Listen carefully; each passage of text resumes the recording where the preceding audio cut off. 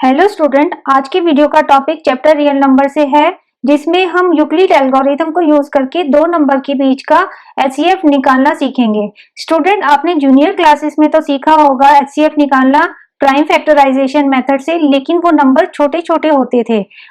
अगर हमें एचसीएफ निकालना है दो बड़े नंबर का, तो इस यूक्लिड एल्गोरिथम से हम इजियर वे में कर सकते हैं एचसीएफ निकालना। तो चलिए स्टार्ट करते हैं। यूक्लिड एल्गोरिथम को समझने के लिए पहले हमें यूक्लिड डिवीजन लेमा को समझना होगा। यहाँ पे लेमा से मतलब होता है कि वो स्टेटमेंट जिसको यूज करके हम किसी और स्टेटमेंट को प्रूव करते हैं। तो लेमा एक स्टेटमेंट का सब डिवीजन हम समझ सकते हैं। तो ये इस यूक्लिड डिवीजन लेमा के स्टेटमेंट के हिसाब से for given positive integer A and B there exist a unique integer Q and R satisfying the condition a is equal to B Q plus are. तो यहाँ पे हम a को dividend और b को डिवाइजर मान सकते हैं, जहाँ पे q कोशिएंट है और r रिमाइंडर है। तो इस स्टेटमेंट को यूज करके हम एचसीएफ कैसे निकालते हैं, उसके लिए पहले यूक्लिड डिवीजन लेमा के 3 स्टेप्स को समझने की कोशिश करते हैं। यूक्लिड्स डिवीजन एल्गोरिथम को यूज करके अगर दो नंबर के बीच का एचसीएफ निकालना है तो उसके 3 स्टेप को फॉलो करना है। पहला स्टेप तो यूक्लिड डिवीजन लेमा ही है, जिसमें मान लीजिए दो इंटीजर है सी और डी, और जहां पे C is greater than D, तो दो नंबर क्यू और आर ऐसे एग्जिस्ट करेंगे, दैट मीन्स कि C is equal to D Q plus R. यहाँ पे एक बात समझने वाली है कि सी डिविडेंड है, डी डिवाइजर है, क्यू कोशेंट है और आर रिमाइंडर है। अगर आर रिमाइंडर है तो इसका मतलब आर की वैल्यू या तो जीरो के इक्वल या 0 से ज्यादा होगी, लेकिन हमेशा डी से जो डिवाइजर है उससे कम ही होती है। तो ये तो जो कॉन्सेप्ट है यूक्लिड डिवीजन लेमा का, ये तो क्लियर हो गया होगा। लेकिन स्टेप 2 क्या कहता है? स्टेप 2 कहता है कि मान लीजिए रिमाइंडर 0 आता है, ठीक है, तो उस केस में जो एचसीएफ होगा सी और डी का, वो डी होगा, जो डिवाइजर है वही उसका एचसीएफ होगा। लेकिन मान लीजिए अगर रिमाइंडर 0 नहीं है, तो उस केस में क्या करेंगे, जो डिवाइजर है वो डिविडेंड हो जाएगा और जो रिमाइंडर है वो डिवाइजर होगा, और इन दोनों के बीच में स्टेप 1 को फिर से रिपीट करेंगे। और इस स्टेप को तब तक करते जाएंगे जब तक कि हमें 0 नहीं मिल जाता। और जब 0 मिलता है तो जो डिवाइजर होगा, वो लास्ट स्टेप में जब 0 मिलेगा तो डिवाइजर ही एचसीएफ होगा। तो इसको हम प्रैक्टिकली भी अभी करके दिखाएंगे। दो नंबर के बीच का एचसीएफ निकालने के लिए हमें यूक्लिड्स डिवीजन एल्गोरिथम के 3 स्टेप्स को फॉलो करना है। तो हमने स्टेटमेंट के बारे में तो पहले डिस्कस कर लिया, अब उसको अप्लाई करना सीखते हैं। तो पहला क्वेश्चन है कि 172 और 1892 के बीच में एचसीएफ निकालना है। यूक्लिड डिवीजन एल्गोरिथम के पहले स्टेप में स्टेप 1 कहता है कि दो नंबर अगर एग्जिस्ट करते हैं तो उनके बीच में ये रिलेशन भी एग्जिस्ट करेगा, a is equal to B Q plus R, जहाँ पे a और b दो नंबर हैं और q कोशेंट है और r रिमाइंडर है। तो ये एग्जिस्ट करेगा ही करेगा दोनों। तो यहाँ पे a हम बड़ा वाला नंबर ले लेते हैं 1892 और b को हम 172 ले लेते हैं। तो यहाँ पे हम लिखते हैं 1892 इज इक्वल टू 172।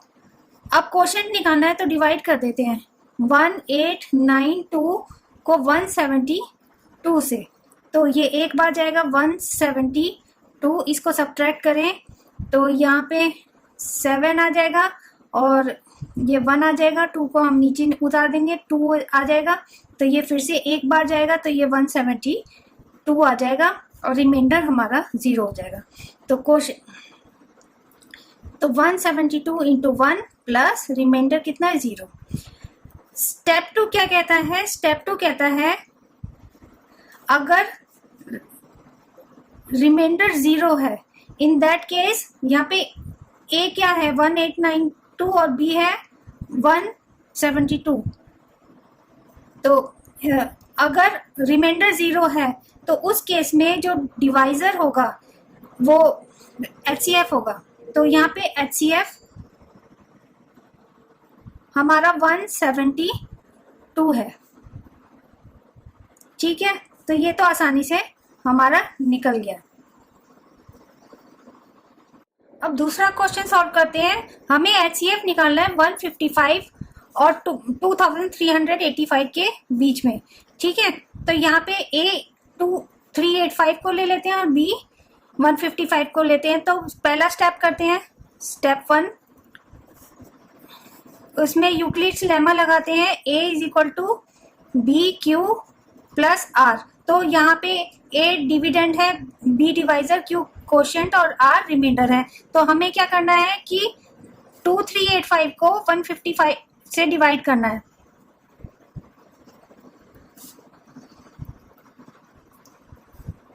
तो 155 बन जाए तो 155 हो जाएगा, ये 3 और 8 और ये 5 हमने नीचे उतार दिया है। तो अब हम डिवाइड करते हैं, 155 इंटू 5 करते हैं।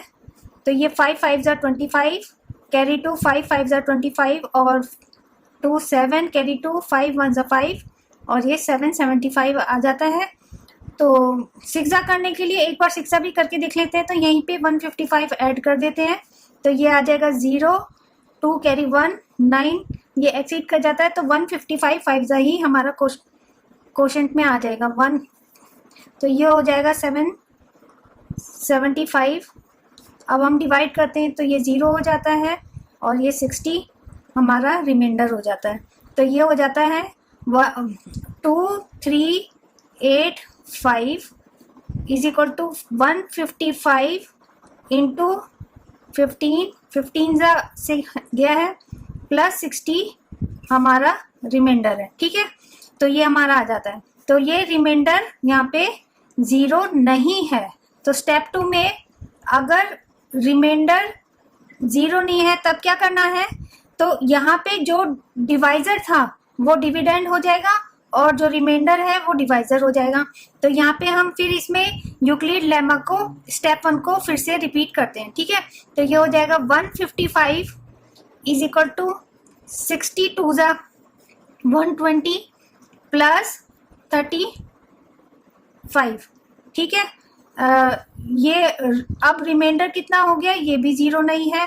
तो यहाँ पे ये डिवाइजर डिविडेंड हो गया और ये रिमाइंडर डिवाइजर हो गया। तो इसमें यूक्लिड लेमा लगाते हैं।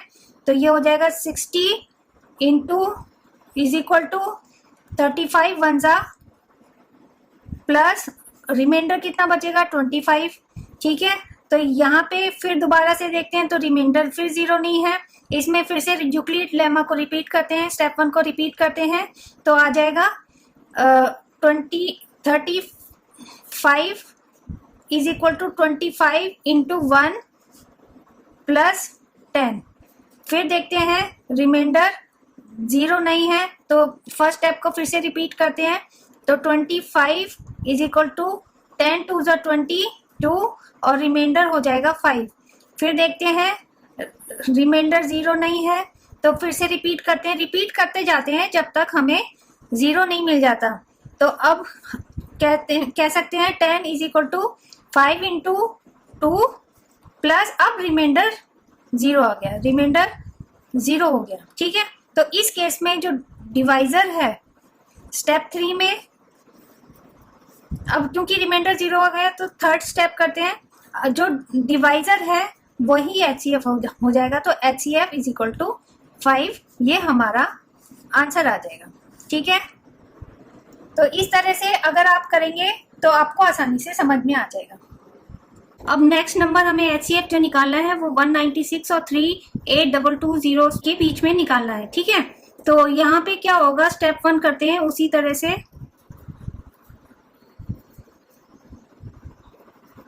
A is equal to B Q plus are.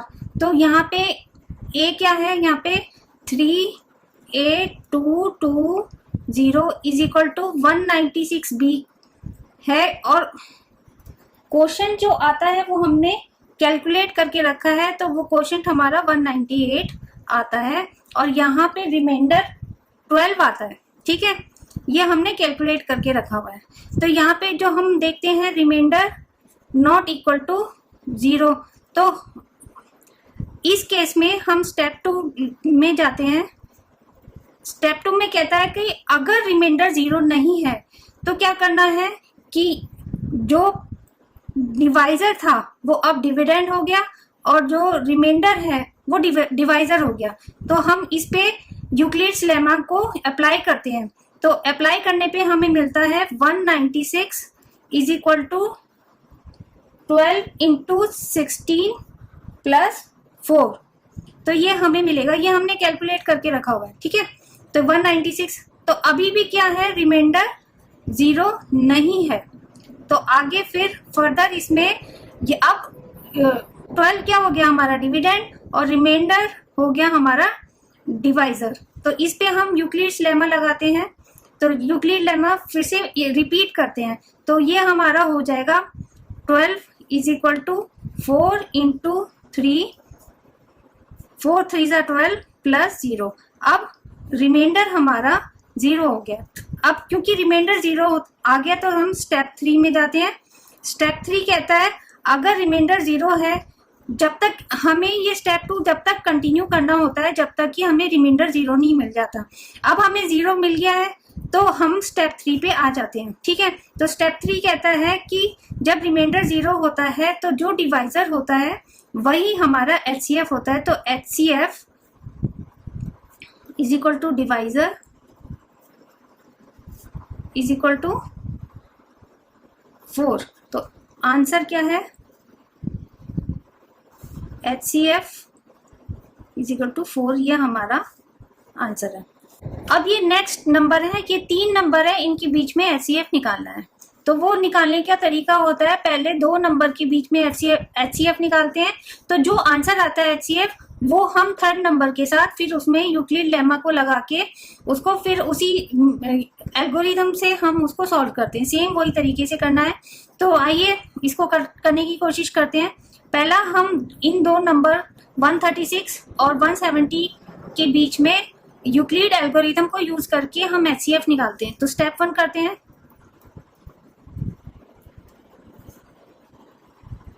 तो ये A is equal to B Q plus r, ये स्टेप 1 है। तो यहाँ पे A जो बड़ा वाला नंबर है वो A है और जो छोटा वाला नंबर है वो B है। तो 170 इज इक्वल टू 136, 136 1 सा ही होगा तो 1 प्लस 34 हमारा रिमाइंडर होगा।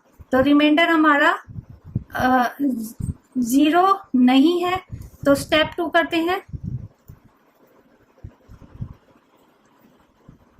तो जब रिमाइंडर 0 नहीं है तो जो डिवाइजर होता है वो डिविडेंड हो जाता है, यानी कि A हो जाता है, और जो रिमाइंडर होता है वो डिवाइजर हो जाता है, यानी कि B हो जाता है। और स्टेप 1 को फिर से हम अप्लाई करते हैं। तो ये हम A और B के बीच में यूक्लिड्स लेमा को हम फिर से लगाते हैं। तो 136 इज इक्वल टू 34, 4 ज़ा 136 होता है और रिमाइंडर यहाँ पे 0 आ जाएगा, ठीक है। तो हमें रिमाइंडर कितना मिल गया, 0 मिलता है। तो हम स्टेप 3 यहाँ पे लगा देते हैं। If remainder is equal to 0 तो HCF is equal to divisor यानी कि B इज इक्वल टू 34। तो HCF between 136 and 170 is equal to 34। तो हमें HCF मिल जाता है। अब हमें क्या करना है, हमें तो लेकिन 3 नंबर के बीच में HCF निकालना है, ठीक है। तो क्या करेंगे कि जो हमारा HCF आया है और जो लास्ट नंबर रह गया उसके बीच का HCF निकालते हैं। तो स्टेप 1,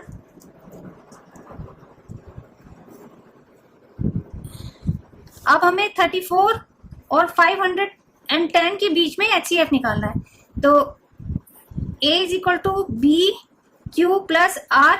तो 510 इज इक्वल टू 34 इंटू ये मैंने कैलकुलेट करके रखा हुआ है इंटू 15, पूरा 510 आता है और रिमाइंडर फिर 0 आ जाएगा।